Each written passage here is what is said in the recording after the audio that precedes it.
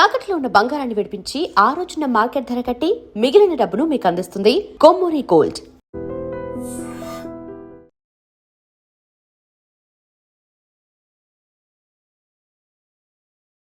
నమస్తే, welcome to I dream.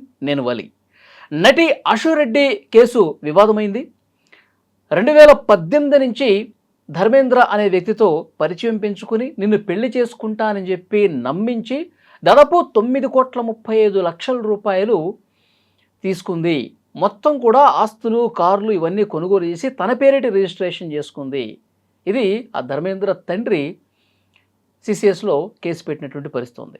దీని గురించి మనం మాట్లాడదాం. ప్రస్తుతం నాతో పాటు స్టూడియోలో ఉన్నారు అనలిస్ట్ కృష్ణకుమారి గారు. మేడంతో మాట్లాడదాం. నమస్తే మేడం. నమస్తే మేడం, నటి ఆశురెడ్డి వివాదం మీరు కూడా చూస్తుంటారు, పొద్దు నుంచి అన్ని ఛానల్స్లో కూడా వస్తుంది. కోట్లు మేడం, దాదాపు 10 కోట్ల రూపాయలు. అసలు ఏం జరిగిందంటారు? జరగడం ఏమీ లేదు. ఇదొక మోసం, ఆర్థిక నేరము, మోసము, కుట్ర ఇవన్నీ కలగలిపి పెట్టుంటారు అక్కడ కేసు. చూద్దాం ఏమవుతుందో అని వీళ్ళకు ఉంది. ఎట్లయినా మేము డబ్బులు తీసుకోగలము, మేము ఇచ్చింది వైట్ ట్రాన్సాక్షన్ అనే నమ్మకం వాళ్ళకు ఉంది. ఈ లోపు ఏదో ఒక లాబీ జరగకపోద్దా? ఏం చేస్తారంట మహా అయితే అన్న లెవెల్లో వాళ్ళు ఉన్నారు. చాలా సింపుల్గా ఆవిడ ఒక నిన్న వీడియో ఒకటి రిలీజ్ చేసింది కదా, ఏవేవో వార్తలు రాస్తున్నారు నా గురించి. అసలు మీకు ఎవరు చెప్పారు ఇవన్నీ? ఎందుకు మీ ఇష్టారీతిని మాట్లాడేస్తే సరిపోద్దా? ఎవరు మాట్లాడబోకండి, జాగ్రత్త, షటప్ అన్నట్టు పెట్టింది. యాక్షన్ తీసుకుంటాము, షటప్ అని పెట్టింది. ఇప్పుడు అతని దగ్గర నుంచి 9.5 కోట్లు గుడిచప్పుడు కాకుండా తీసుకున్నంత ఈజీ కాదు అందరి నోర్లు మూయించాలి అంటే. ఏం పనులు ఇవి? పాప వాళ్ళ నాన్న చూస్తే చాలా బాధ వేసింది నిన్న. నాకైతే ఏమి తెలియదండి, అతనితోటి పెళ్లి సంబంధం అనే మాట అయితే నాకు తెలుసు, మాకు కాల్ చేశారు, వాళ్ళు వచ్చారు, వాళ్ళ గురించి ఎంక్వైరీ చేస్తే మాకు వాళ్ళ ప్రొఫైల్ నచ్చలేదు, అందుకని వద్దులే అనుకున్నాము. కానీ వీళ్ళు ఇలా మాట్లాడుకుని ఇలా పరిచయం పెంచుకుని ఇట్లా డబ్బులు లావాదేవీలు చేసుకుంటున్నారనే సంగతి నాకు తెలియదు, ఎందుకంటే నేను వాళ్ళతోటి ఉండను, నేను తీసుకోలేదు. ఇవన్నీ తెలిసింది మటుకు వాళ్ళ అమ్మకే తెలుసు. అశు అమాయకురాలు, అశుకేం తెలియదు అని ఒక తండ్రిగా ఆయన ఆ భార్య వల్ల ఈ పిల్లలు ఇలా అయిపోయారు. చక్కగా చదువుకుని మంచి ఉద్యోగాలు చేసుకుంటా ప్రొఫెషనల్స్గా అవ్వాల్సిన ఆడపిల్లలు ఇలా ఈ ఫ్యాషన్ వరల్డ్కి అలవాటు పడిపోయి ఈ తల్లే ఇలాంటి కార్యక్రమాలు చేసింది, ఈ సినిమా పిచ్చి ఇదంతా ఎక్కిచ్చింది పిల్లలకి అనే ఒక బాధ ఆ తండ్రి గొంతులో ధ్వనించింది. కొంచెం వెనకబాటుగా ఉన్నప్పటికీ మాటలు, ఆడపిల్ల మీద చెడు పేరు వస్తే తల్లే సమాధానం చెప్పాలి, మగపిల్లోడి మీద వస్తే తండ్రి చెప్తాడు, ఇలాంటి మాటలేవో కొన్ని కాస్త గందరగోళం మాటలు ఉన్నప్పటికీ ఆయనలో ఉన్న బాధని నేనైతే చూడగలిగాను. చాలా బాధ అనిపించింది. అన్నీ ఎలా చెప్పుకుంటామండి. ఆమె బిగ్ బాస్ లోకి వెళ్ళిన దగ్గర నుంచి కూడా అసలు పూర్తిగా బిగ్ బాస్కి వెళ్ళక ముందు మా ఆవిడతో మాట్లాడుతుండేదాన్ని. బిగ్ బాస్కి వెళ్ళిన దగ్గర నుంచి మా ఆవిడతో నాకు అసలు సంబంధాలే లేవు, ఆవిడ మా దగ్గర ఉండదు. సరే ఎక్కడన్నా ఉన్నాయి, ఆడపిల్లల దగ్గర తల్లి ఉంటే మంచిది కదా అని చెప్పి అనుకున్నాము. నేనే అప్పుడప్పుడు వెళ్తుంటాను, వెళ్ళినా నాకేమన్నా పనులున్నా నేను లాడ్జిలో అది ఉండి నేను చూసుకుంటాను తప్పితే వాళ్ళు ఉన్న చోటకు కూడా నేను వెళ్ళను అని ఆ పాప ఆయన చెప్తూ ఉంటే ఇండస్ట్రీ వాతావరణం అసలు నాకు నచ్చదు. అసలు నాకు సరిపడే విషయాలు కాదు. బిగ్ బాస్, ఇండస్ట్రీ, ఫ్యాషన్ వాళ్ళు ఎంతకీ చక్కగా తెలివైన పిల్లలు, బాగా చదువుకున్నారు, క్యాంపస్ సెలక్షన్స్లో ఉద్యోగాలు వచ్చినాయి, ఎంఎస్లు చేశారు, వాళ్ళ భవిష్యత్తు బాగుంటుంది అనుకున్నాను. పైగా ఇప్పుడు ఈ ధర్మేంద్ర కుటుంబం గురించి ఆయన ఎంక్వైరీ చేసి కూడా వాళ్ళు కాల్మనీ కేసు ఉందంట వాళ్ళపైన, ఇతనికి పెళ్ళి అయిందంట, ఇతను విడాకులు తీసుకోబోతున్న కోర్టులో కేసు నడుస్తుందంట, ఇవన్నీ తెలిసి వద్దనుకున్నాము అన్నాడు. అదే ఇంకొక అతను అనుకోండి, వీళ్ళ దగ్గర డబ్బులు బాగానే ఉన్నాయి, పర్వాలేదు, ఎలా అయితే ఏమైందిలే అనుకునేవాళ్ళు. కానీ ఆయన ఆ అబ్బాయికి పెళ్ళయింది, విడాకులు అనేసరికి అతను నా కూతురికి ఏం కష్టాలు ఉంటాయో అని ఒక తండ్రిగా బాగానే ఆలోచించి సంబంధం వద్దనుకున్నాడు. కానీ వీళ్ళు మటుకు బంగారు బాత్ దొరికింది ఇంతే చాలన్నట్లు వీళ్ళు బాగా, వీళ్ళ ట్రాక్ రికార్డ్ బాగాలేకపోయినా కంటిన్యూ చేశారంటే డబ్బు ఆశే. క్లారిటీ క్లియర్గా తెలిసిపోతుంది ఇక్కడ. మీకు రెండో డౌటే అక్కర్లేదు, ఆ అబ్బాయి దగ్గర డబ్బులు ఉన్నాయి. ఫస్ట్ ఒక 70 లక్షలు తీసుకున్నారు, నేనేదో ఆ చదువుకి వాటికి అప్పులేనివి అని చెప్పి కట్టడానికి అని చెప్పి తీసుకున్నారు. తీసుకొని ఆ 70 లక్షలు తీసుకున్నాక పెళ్లి చేసుకోను అనడం మొదలెడితే అతను ఆ 70 లక్షలు నాకు ఇచ్చేయమనంటే అదేదో హేమ కూడా మధ్యవర్తిత్వం చేసిందన్నారు. ఏదో మొత్తానికి ఆ 70 లక్షలు కూడా ఇవ్వాల. మళ్ళీ తర్వాత ఎలాగో వీళ్ళు ప్యాచప్ అయ్యారు. ప్యాచప్ అయ్యి మళ్ళీ కలిసి తిరగడం మొదలెట్టారు. అతను డబ్బులు ఇస్తున్నాడు, ఈవిడ ఇక్కడ ఇప్పుడు బహుశా నేను అనుకోవటం ఇద్దరి పేరుతోనూ వెళ్ళా తీసుకోమని అని అతను డబ్బులు పంపించుంటాడు. ఈమె తన పేరుతో తీసుకుందంట. కారు కూడా అతను పంపించిన డబ్బులతోటే తన కారు కొనుక్కుందంట, నగలు కొనుక్కుందంట. సరే ఏది ఏమైనా డబ్బులు ఇవ్వాల్సిన మాట వాస్తవం. ఇప్పుడు ఈమె ఆయన్ని పెళ్లి చేసుకుంటే ఏ గొడవ లేదు. మళ్ళీ పైగా అతను ఈమె పెళ్లి చేసుకోదు అనే వాతావరణం వచ్చేసింది, అతనికి అర్థమైపోయింది. అర్థమైనమ్మటే డబ్బులు ఇచ్చేయమని అడుగుతుంటే నేను చచ్చిపోతాను అని 2 సార్లు సూసైడ్ అటెంప్ట్ చేసింది అని చెప్పి చెప్తున్నారు. అది ఎంతవరకు వాస్తవం? నేను నీ పేరు రాసి చచ్చిపోతాను అని కూడా బెదిరించిందంట. అవన్నీ కూడా వాళ్ళు కంప్లైంట్లో రాశారు. ఇవి ఇది చాలా కీలకమైన పాయింట్. చచ్చిపోతాను అని బెదిరించడం చూసారా, అది చాలా బ్లాక్మెయిలింగ్ కిందకు వస్తుంది. అదొకటి. డబ్బులు వైట్ ట్రాన్సాక్షన్, ఇవన్నీ వీళ్ళు ఖచ్చితంగా సమాధానం చెప్పుకోవాల్సి వస్తారు. అంటే వీళ్ళు ఏమనుకున్నారంటే ఏరా అంత అమాయకుడుగా డబ్బులు ఎలా ఇచ్చేవరా అని అంటారు, ఆ ఉద్దేశంతో అతను ఎవరికి చెప్పుకోలే అని వీళ్ళు అనుకున్నారు. అందుకని వీళ్ళు అంత సీరియస్గా తీసుకోవాలి అతన్ని. కానీ కథ అడ్డం తిరిగింది. ఇప్పుడు ఎప్పుడైతే వీళ్ళు నేను పెళ్లి చేసుకోనని ఈ అమ్మాయి కరాఖండిగా చెప్తుందో, డబ్బుల గురించి అడిగినప్పుడు చచ్చిపోతానని అలా ఎప్పుడైతే బెదిరిస్తుందో, ఇక అతనికి కూడా ఆశపోయింది ఈ అమ్మాయి మీద. పైగా ఈ అమ్మాయికి ఇంకెవరో కొత్త బాయ్ ఫ్రెండ్ కూడా ఉన్నాడంట. ఇవన్నీ చూసి ఇక అతను అడిగాడు. ఇక ఇలా కాదులే అని చెప్పి కేసు పెట్టారు. ఇప్పుడు ఎఫ్ఐఆర్ అయింది. దాంట్లో క్లియర్ కట్గా డబ్బులు ఎప్పుడెప్పుడు ఎలా ఇచ్చింది, ఏ బ్యాంకుకి ట్రాన్స్ఫర్ చేసింది అన్నీ ఉన్నాయి. మరి వీళ్ళు ఖచ్చితంగా ఇప్పుడు ఈమె తీసుకుంటమే కాకుండా వీళ్ళ అక్క కూడా ఒక 50 లక్షలు తీసుకుందంట. కానీ అసలు ఎలా నమ్ముతారు మేడం? అంటే నేను ప్రేమిస్తున్నాను, పెళ్లి చేసుకుంటాను, నువ్వే నాకు కావాలి అంటే కోట్లు, లక్షలు కూడా కాదు, కోట్ల రూపాయలు అసలు ఎలా ఇచ్చారో అర్థం కావట్లా. ఏదైనానండి, వాళ్ళు ఇచ్చారు, వీళ్ళు తీసుకున్నారు. వీళ్ళిద్దరి మధ్యలో ఒకళ్ళనొకళ్ళు నమ్మారని అనుకుందాం. మొదట ఈమె కూడా నమ్మే ఉండొచ్చు, అంటే నిజాయితీగానే ఉండొచ్చు. తర్వాత ఏదో ఒక రీజన్స్, ఏది ఏమైనా మోసం చేయడం తప్పు. ఇప్పుడు ఒక క్యారెక్టర్ అంటే దొంగతనం చేయడం, రెండో వాళ్ళది లాక్కోవటం, మాయ చేసో, మోసం చేసో, మాయ మాటలు చెప్పో, ఇవి లేని వాళ్ళు క్యారెక్టర్ లేని మనుషులు లెక్క అయితే. కానీ మనం ఏమనుకుంటామంటే జనరల్గా ఈమె 10 మందితో ఉంటుంది, ఈయన 10 మందితో ఉంటాడు, వీళ్ళ క్యారెక్టర్ లేదు అనుకుంటాం. మనం ఎంతసేపు ఆ లెన్స్లోనే చూస్తాం. ఆ లెన్స్లోనే చూడటం వల్లే సమాజంలో చాలా తప్పులు జరుగుతున్నాయి. అలా కాకుండా అసలు ఒక మనిషిని మోసం చేయాలని నీకు ఎలా అనిపిస్తుంది? అసలు రెండో మనిషి దగ్గర డబ్బులు తీసుకోవాలని నీకు ఎలా అనిపిస్తుంది? అసలు నీకు ఇవ్వాలనే ఉద్దేశం ఉందా లేదా? ఇది ఒకటి.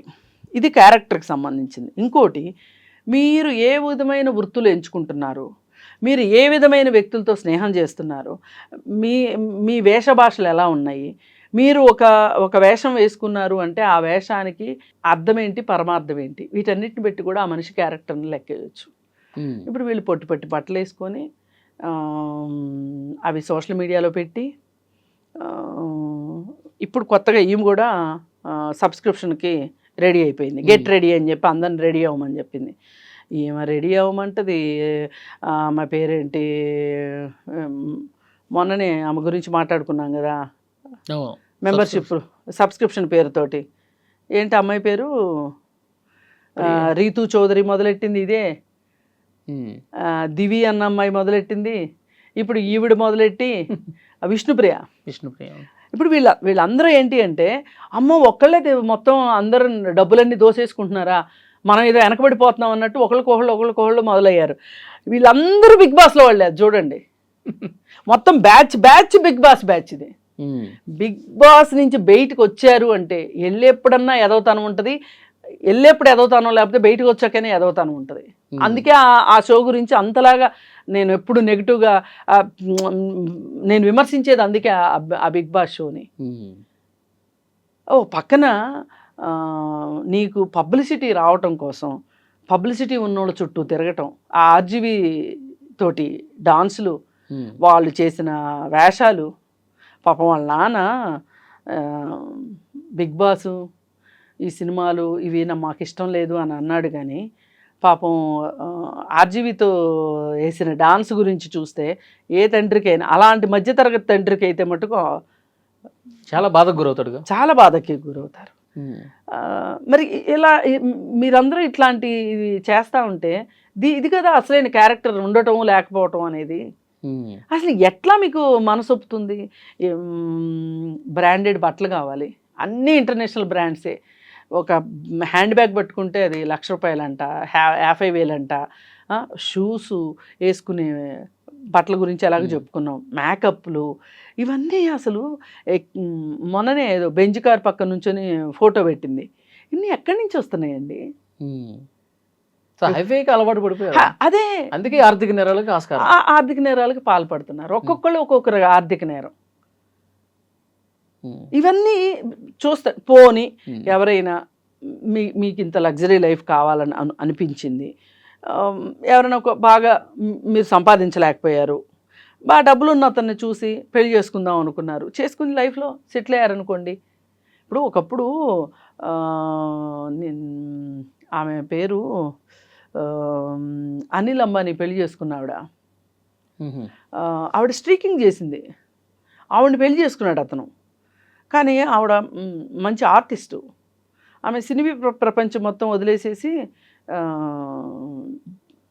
ఈ ప్రపంచంలో బతుకుతుంది, ఆర్ట్ ఎగ్జిబిషన్స్ పెడతా ఉంటుంది. ఆమెకు ఆ లైఫ్ కావాలని, అంత కుబేరుడైన వ్యక్తి కావాలి అనుకుంది. అతనికి కూడా ఈమె నచ్చింది, ఈమెకు ఆయన నచ్చాడు, చేసుకుంది. ఆవిడ చక్కగా హ్యాపీ లైఫ్ లీడ్ చేస్తుంది. చాలామంది సినిమా వాళ్ళు కూడా ఒకసారి ఇంక ఈ ప్రొఫెషన్ చాలు అనుకున్నప్పుడు పెళ్ళిళ్ళు చేసుకుని సెటిల్ అవుతూ ఉంటారు. అవును. ఇదేంటి అసలు వాడికి ఎవడికో అతను ఏదో దొరికాడు ఇంతే చాలు అన్నట్లు, పిండేద్దాం అన్నట్లు 9.5 కోట్లు తీసేసుకుని టాటా పెళ్లి చేసుకుందాం అనే ఉద్దేశం లేదు కాబట్టి ఇంత డ్రామా చేశారు. అంతేగా మరి, లేకపోతే అసలు ఎందుకంటే అసలు పైగా ఇంకోటి, ఈ నాటకాన్ని రక్తి కట్టించడానికి వేణుస్వామి కూడా ఉపయోగపడ్డాడు. వేణుస్వామికి జాతకాలు చూపిస్తున్నాము అని చెప్పారు, జాతకాలు బాగా కలిసినాయి అని చెప్పారు.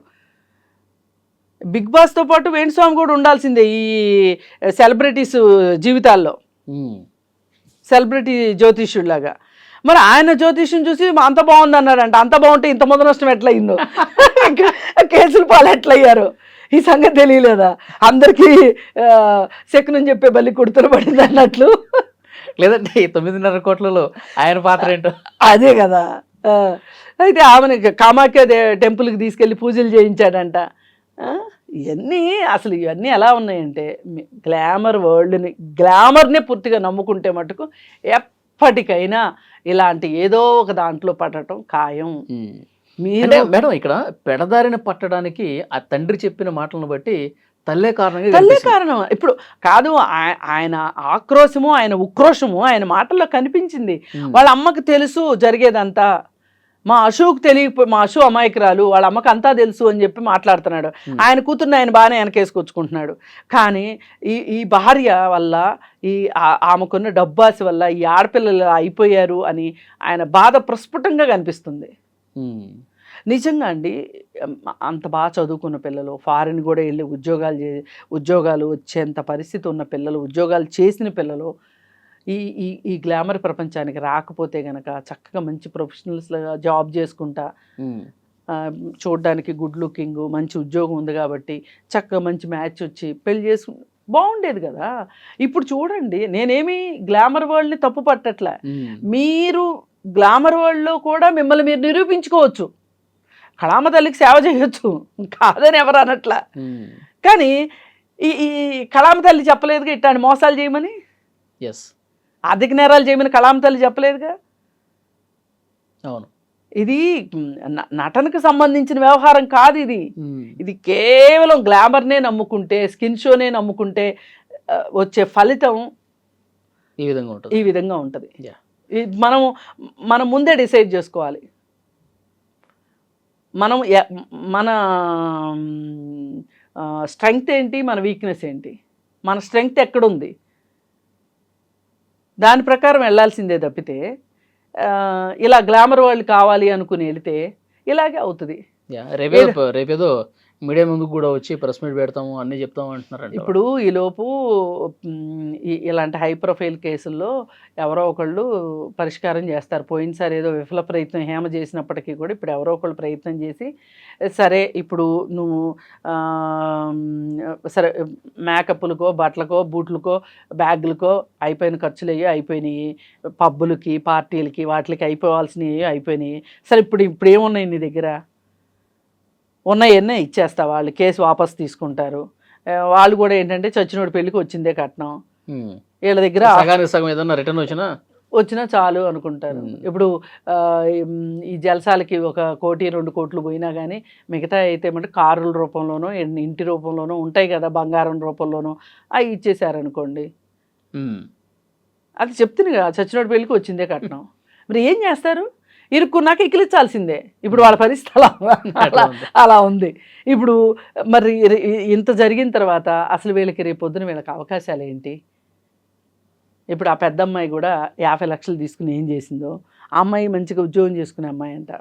అమ్మాయి గురించి కూడా చెప్తా ఉన్నాడు కదా, అసలు ఆమెకు అవసరమే లేదు, నమ్మలేకపోతున్నాను అని చెప్తున్నాడు. చూద్దాం మేడం, CCS లో ఆల్రెడీ కేసు నమోదైంది కాబట్టి ఏం జరుగుతుందని ఇప్పుడు ఏదైనా మధ్యవర్తుల ద్వారా పరిష్కారం అయిపోయి సెటిల్ అయిందా సంతోషం, లేదా కానీ సామాన్య ప్రజానీకంలో ఎవరికైనా సరే ఈ గ్లామర్ వరల్డ్ పట్ల ఒక ఆశ కానీ ఆసక్తి కానీ ఇట్లాంటివి ఉంటే గనక